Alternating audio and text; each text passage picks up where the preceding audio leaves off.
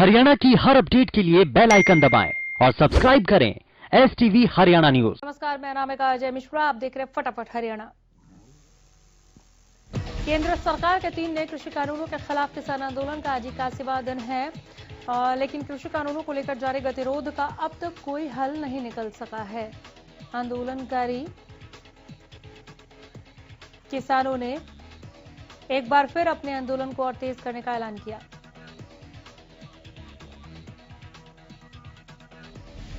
पुलवामा आतंकी हमले की आज दूसरी बरसी है। आज के दिन पूरा देश अपने उन जाबाज जवानों के बलिदान को याद कर रहा है जिन्होंने आतंकी हमले में अपनी जान गंवा दी, शहादत दी। इस हमले में 40 CRPF जवान शहीद हुए और कई अन्य गंभीर रूप से घायल हुए थे।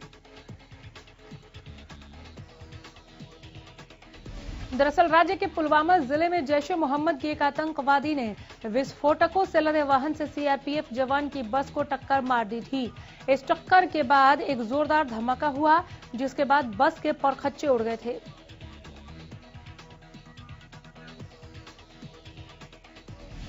किसानों का आंदोलन 81वें दिन भी जारी है। आज ही के दिन ठीक 2 साल पहले पुलवामा में हुए आतंकी हमले में हमारे 40 जवान शहीद हो गए थे, जिनको श्रद्धांजलि देने के लिए टीकरी बॉर्डर पर किसानों ने सुबह सुबह कैंडल जलाकर मार्च किया।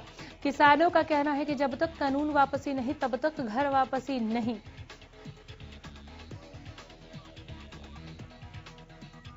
केंद्रीय अनाज मंडी में कृषि कानूनों के विरोध में संयुक्त किसान मोर्चा ने किसान महापंचायत की, जिसमें संयुक्त मोर्चा के किसान नेताओं ने भाग लिया। इस महापंचायत में भारतीय किसान यूनियन के राष्ट्रीय प्रवक्ता राकेश टिकैत, भारतीय किसान यूनियन के प्रदेश अध्यक्ष गुरनाम सिंह चुड़ूनी समेत कई किसान नेताओं ने शिरकत की।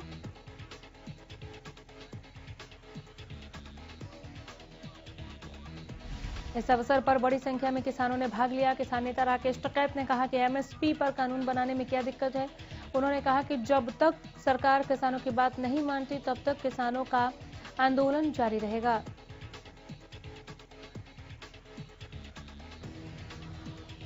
शहीदों को नमन करने के लिए झज्जर में युवाओं ने बाइकों पर तिरंगा लगाकर रैली निकाली। साथ ही जिन किसानों की आंदोलन के दौरान मौत हुई है, उन्हें भी युवाओं ने नमन किया। कहा, खेत में किसान और बॉर्डर पर जवान शहादत दे रहे हैं, इसी वजह से आज युवाओं ने रैली निकाली।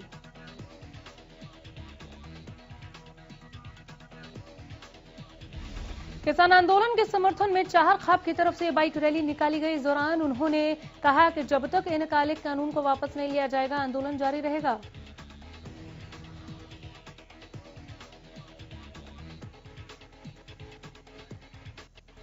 सिरसा में एक निजी कार्यक्रम में शामिल होने पहुंची प्रदेश कांग्रेस अध्यक्ष कुमारी शैलजा ने किसान आंदोलन को लेकर सरकार को जमकर घेरा। सरकार पर निशाना साधते हुए शैलजा ने कहा कि सरकार को बड़ा दिल दिखाते हुए तीनों कानून रद्द करने चाहिए। कुमारी शैलजा ने राहुल गांधी पर सरकार की ओर से किसानों को भड़काने के आरोप का जवाब देते हुए कहा कि कांग्रेस मुख्य विपक्षी दल है और राहुल गांधी विपक्ष की अपनी भूमिका किसानों के साथ उनके समर्थन में खड़े होकर अदा कर रहे हैं। कृषि मंत्री जेपी दलाल के किसानों की मौत पर दिए बयान पर कहा कि यह बयान दर्शाता है कि ये किसानों के प्रति कितने संवेदनहीन हैं। अभय चौटाला के इस्तीफे पर बोलते हुए कुमारी शैलजा ने कहा कि अच्छा होता कि सदन में रहकर किसानों की आवाज बुलंद करते। वहीं जेजेपी के राष्ट्रीय अध्यक्ष अजय चौटाला के डिप्टी CM दुष्यंत चौटाला के इस्तीफे वाले बयान पर कहा कि पहले जेजेपी स्पष्ट करे कि वो किसानों के साथ है या कृषि कानूनों के साथ।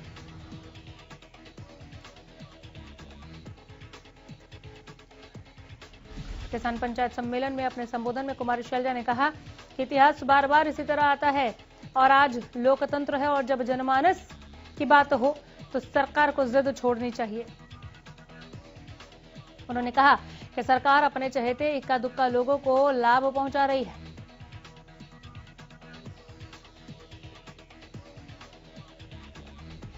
कुमारी शैलजा ने सरकार पर निशाना साधते हुए कहा कि सरकार आम लोगों को खत्म करने पर लगी हुई है, जबकि कांग्रेस किसान, मजदूर और देश के हर वर्ग के साथ खड़ी है।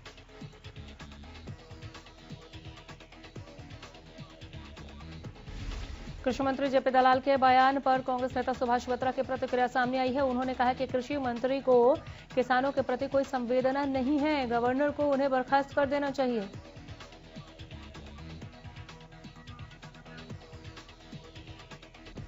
इस दौरान कांग्रेस नेता सुभाष बत्रा ने यह भी कहा कि क्या लोगों को लोकतांत्रिक देश में अन्याय के खिलाफ शांतिपूर्वक आवाज उठाने का हक भी नहीं? ऐसे बयान इनकी छोटी मानसिकता को दर्शाती है।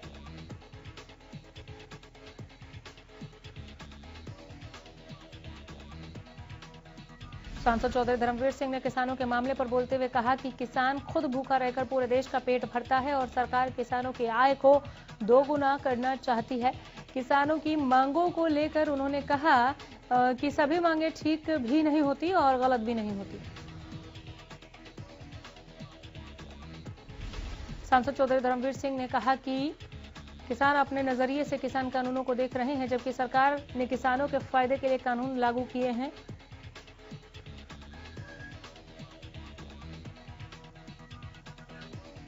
किसानों की मौत पर कृषि मंत्री जेपी दलाल के बयान से नाराज चरखी दादरी में कांग्रेस कार्यकर्ताओं ने जेपी दलाल का पुतला फूंका और उनके बयान की कड़े शब्दों में निंदा की। इस मौके पर कांग्रेस नेता अजीत ने बताया कि कृषि मंत्री द्वारा किसानों का उपहास उड़ाना गलत है।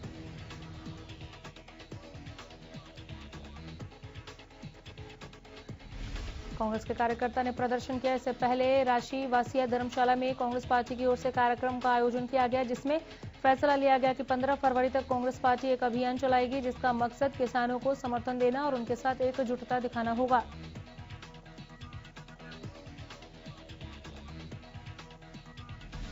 लोहारू के खरकड़ी में ढिगावा बाजार तक किसानों ने कैंडल मार्च निकाला। कृषि मंत्री के बयान से नाराज किसानों ने रोष प्रकट किया। सदानंद सरस्वती ने बताया कि किसानों के विरोध में जो बयान दिया वो शर्मनाक है, जिसका किसानों में काफी गुस्सा है।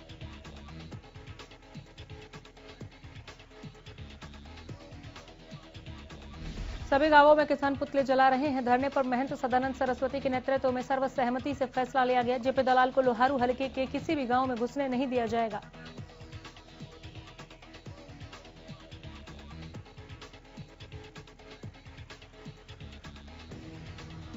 इंद्री के गांव खेड़ी मानसिंह में किसानों ने गांव के बाहर बैनर लगाकर जेजेपी और बीजेपी नेताओं का विरोध प्रदर्शन किया और सरकार के खिलाफ नारेबाजी की।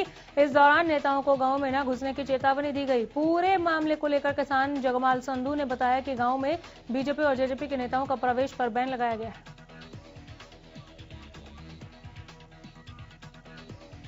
इंद्री के गांव खेड़ी मानसिंह के ग्रामीणों ने विरोध करते हुए सरकार के खिलाफ नारेबाजी की। इस दौरान किसान सुरेंद्र संधू ने कहा कि जब तक सरकार 3 कृषि कानूनों को वापस नहीं लेती, धरना जारी रहेगा, तब तक गांव-गांव के किसान विरोध करते रहेंगे।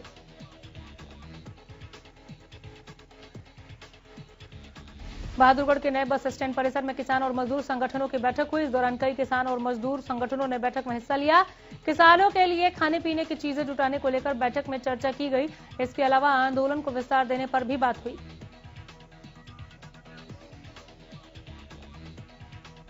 सिरसा में किसान संघर्ष समिति हरियाणा ने टाउन पार्क में एक मीटिंग की। इस मीटिंग में कृषि कानूनों के खिलाफ आगे की रणनीति बनाई गई। साथ ही बैठक में 22 फरवरी को सिरसा में होने वाली महापंचायत को लेकर भी चर्चा की गई।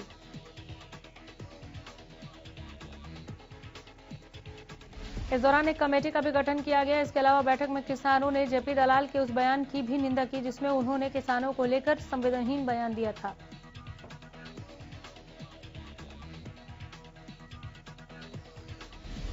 फरीदाबाद की सेक्टर 12 में हरियाणा के पूर्व मंत्री विपुल गोयल पहुंचे और पुलवामा के शहीदों को श्रद्धांजलि अर्पित की। पूर्व मंत्री एक कार्यक्रम में शिरकत करने पहुंचे थे।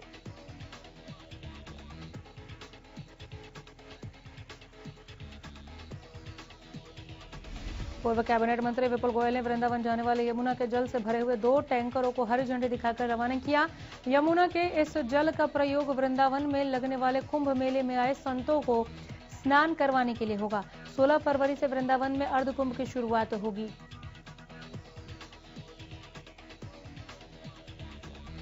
प्रधानमंत्री नरेंद्र मोदी ने थल सेनाध्यक्ष जनरल एम नरवणे को युद्धक टैंक अर्जुन की चाबी सौंपी। अर्जुन टैंक MK-1A पूरी तरह से स्वदेशी है। माना जा रहा है कि अर्जुन टैंक के सेना में शामिल होने से रक्षा क्षेत्र में मेक इन इंडिया के प्रयासों को बढ़ावा मिलेगा। 8,400 करोड़ रुपए की कीमत वाले इस टैंक को पूरी तरह से भारत में ही बनाया गया है। ये 118 टैंक सेना के पहले बैच में शामिल होंगे।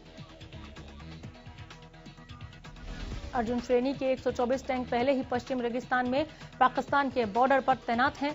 इन 118 अर्जुन टैंक से सेना में बख्तरबंद कोर में 2 रेजिमेंट बनाई जाएगी। आपको बता दें कि डीआरडीओ पिछले कुछ समय से अर्जुन MK-1A युद्धक टैंक का विकास कर रहा है। इस टैंक का डिजाइन डीआरडीओ के लड़ाकू वाहन अनुसंधान और विकास प्रतिष्ठान यानी CVRDI ने तैयार किया है। हरियाणा में कोरोना के आंकड़ों में गिरावट देखी जा रही है। लगातार गिरावट दर्ज की जा रही है। बीते 24 घंटे में 82 नए मरीजों की पुष्टि जरूर हुई। गुरुग्राम में 22, फरीदाबाद में 3, पंचकुला में 10 और यमुनानगर में 15 नए मामले सामने आए। प्रदेश में 24 घंटे में 4 कोरोना मरीजों ने दम तोड़ दिया। साथ ही प्रदेश में अब तक 3039 मरीजों की मौत हो चुकी, जबकि हरियाणा में कुल 2,68,969 केस की पुष्टि हुई। एक दिन में 70 मरीज ने कोरोना को मात दिया। अब तक 2,65,000 से ज्यादा मरीज ठीक होकर घर लौट चुके हैं। झज्जर की सड़कों पर आवारा पशु आए दिन कई दुर्घटनाओं की वजह बन रहे हैं। सड़कों पर आवारा पशुओं की संख्या इतनी ज्यादा हो चुकी है कि लोगों को पैदल चलने में भी परेशानियों का सामना करना पड़ रहा है। पशुओं की वजह से सबसे ज्यादा बाइक सवारों को परेशानी उठानी पड़ रही है। लोगों को हो रही परेशानियों के बावजूद प्रशासन मौन है। हालांकि पशुओं को रखने के लिए गौशालाएं बनाई गई हैं। सड़कों पर घूमने वाले पशुओं से यहां पर कई बार ट्रैफिक जाम की समस्या उत्पन्न हुई, कई हादसे हुए। आवारा पशुओं की वजह से सबसे ज्यादा व्यापारी परेशान हैं, लेकिन शिकायत के बावजूद प्रशासन की ओर से कोई कार्रवाई ही नहीं होती है। कैथल की इंडियन ऑयल कॉरपोरेशन लिमिटेड की पानीपत बठिंडा पाइपलाइन में सेंध लगाए जाने का मामला सामने आया है।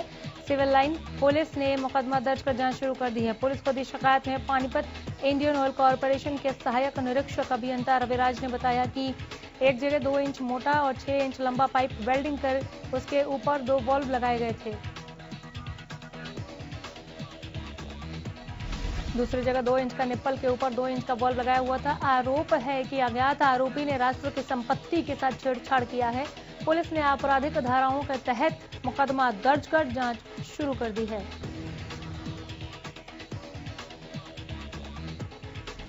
सोनीपत पुलिस ने चोरी की वारदात को अंजाम देने वाले 4 शातिर चोरों को गिरफ्तार किया है। दरअसल ये चोर 1 महीने पहले ही जेल से बाहर आए थे, जिसके बाद उन्होंने फिर से चोरी की वारदातों को अंजाम दिया।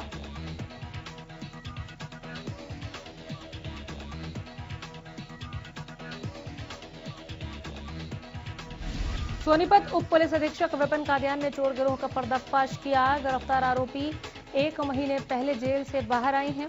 गिरफ्तार आरोपी बिंदन पर 12, रंजन पर 8 चोरी के मुकदमे पहले से दर्ज हैं। नांगल चौधरी पुलिस ने नकली शराब, अवैध शराब और नशाखोरी के खिलाफ अभियान चला रखा है, जिसके तहत पुलिस ने गांव धनोता में छापेमारी की। पुलिस ने एक आरोपी को 55 पेटी अवैध देशी शराब के साथ गिरफ्तार किया है। पुलिस ने मामला दर्ज कर आगे की कार्रवाई शुरू कर दी है। वैसे तो आज का दिन यानी वैलेंटाइंस डे प्यार का इजहार करने वालों के लिए बहुत खास होता है, लेकिन उस दिन कुछ मनचले युवतियों के साथ छेड़छाड़ करते हुए जरूर या तंग करते हुए नजर आ जाते हैं। इन्हीं मनचलों पर नकेल कसने के लिए, सबक सिखाने के लिए और युवतियों के साथ छेड़छाड़ ना हो, इसे ध्यान रखने के लिए आज यमुनानगर महिला थाने की SHO ने टीम के साथ एक स्पेशल ड्राइव चलाया। सभी पार्कों और शहर के मुख्य इलाकों का सिविल ड्रेस में निरीक्षण किया गया। महिला थाने के SHO सोमवती ने बताया कि उस ड्राइव का उद्देश्य यही है कि किसी प्रकार की कोई छेड़छाड़ की घटना ना हो। साथ ही युवतियों के मोबाइल में दुर्गा शक्ति ऐप भी डाउनलोड करवाई गई। दुर्गा शक्ति ऐप में जिससे अगर कोई छेड़छाड़ या किसी युवती को कोई तंग करता है तो ऐप क्लिक करते ही टीम मदद के लिए पहुंच जाएगी। वैलेंटाइन डे पर एक युवती के साथ बेहद ही शातिर तरीके से धोखा देने का मामला सामने आया है। मामला फरीदाबाद के SGM नगर का है, जहां अरमान मलिक नाम के युवक ने असम की रहने वाली एक युवती को 2017 में फेसबुक के जरिए अपने जाल में फंसाया और फिर झूठ बोलकर 2019 में उसके साथ निकाह कर लिया।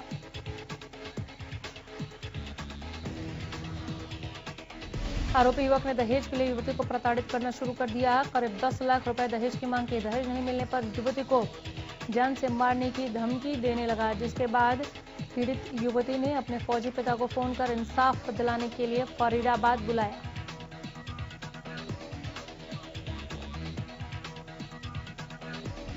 काफी चक्कर काटने के बाद फरीदाबाद पुलिस कमिश्नर के आदेश पर SGM नगर थाने में आरोपी युवक अरमान मलिक और उसके परिजनों के खिलाफ शिकायत कई धाराओं के तहत दर्ज की गई। मामला दर्ज हुआ। पीड़ित युवती ने बताया कि पहले से ही शादीशुदा होने के बाद भी आरोपी युवक ने झूठ बोलकर उसके साथ निकाह किया। फिलहाल पुलिस जांच कर रही है।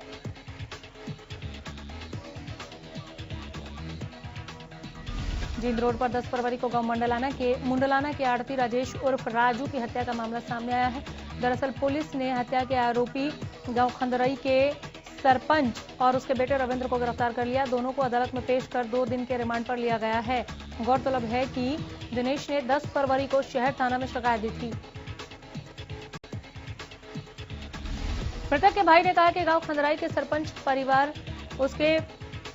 परिवार उसके बेटे रविंद्र और एक अज्ञात युवक ने उसके भाई राजेश की गोली मारकर हत्या की थी, जिसके बाद पुलिस चौकी के प्रभारी राकेश की टीम ने आरोपित परिवार और बेटे रविंद्र को गिरफ्तार किया। पुलिस के मुताबिक आरोपियों ने शहर में प्रॉपर्टी के विवाद की रंजिश में वारदात को अंजाम दिया था। गोरेवाला उप तहसील के कालुआना गांव के गौशाला में 2 महीने पहले 65 साल के सेवादार की अज्ञात शख्स ने लोहे के रॉड से हमला कर बेरहमी से हत्या कर दी थी, जहां डब्बोवाली डीएसपी के नेतृत्व में कई थानों की पुलिस की टीमें बनाकर हत्या के आरोपी को पकड़ने में नियुक्ति की गई थी। पुलिस अभी तक भी रहस्यमयी हो चुकी इस हत्या की गुत्थी को सुलझा नहीं पाई। वहीं गांव में हुई इस घटना के बाद हत्याकांड का कोई सुराग नहीं मिलने से लोगों में डर का माहौल बना हुआ है, जो पुलिस की कार्यप्रणाली पर सवाल खड़े कर रहा है। हांसी में CI2 स्टाफ टीम ने एक आरोपी को अवैध हथियार रखने और फिरौती के मामले में गिरफ्तार किया है। गिरफ्तार किए गए आरोपी की पहचान विद्यानगर हिसार के रहने वाले अनुज उर्फ हनी के रूप में हुई है। CI2 इंचार्ज विजय ने बताया कि आरोपी हनी ने 2019 में स्थानीय SD कॉलेज रोड पर स्थित ड्यूक के शोरूम मालिक से 50 लाख की फिरौती की मांग की थी। इसके बाकी साथियों को पुलिस पहले ही गिरफ्तार कर जेल भेज चुकी थी, लेकिन आरोपी हनी लंबे समय से फरार चल रहा था। पुलिस आरोपी की काफी दिनों से तलाश कर रही थी। सूचना पर कार्रवाई करते हुए हमने एक टीम गठित की और आरोपी को जींद से गिरफ्तार किया। रोहतक जाट कॉलेज के अखाड़े में फायरिंग कर 5 लोगों की हत्या करने वाले आरोपी की मां का बयान सामने आया है। आरोपी सुखविंदर की मां सरोजनी ने कहा कि वो अपने बेटे का मुंह तक नहीं देखना चाहती। उन्होंने कहा कि उन्हें शुक्रवार की रात घटना का पता चला।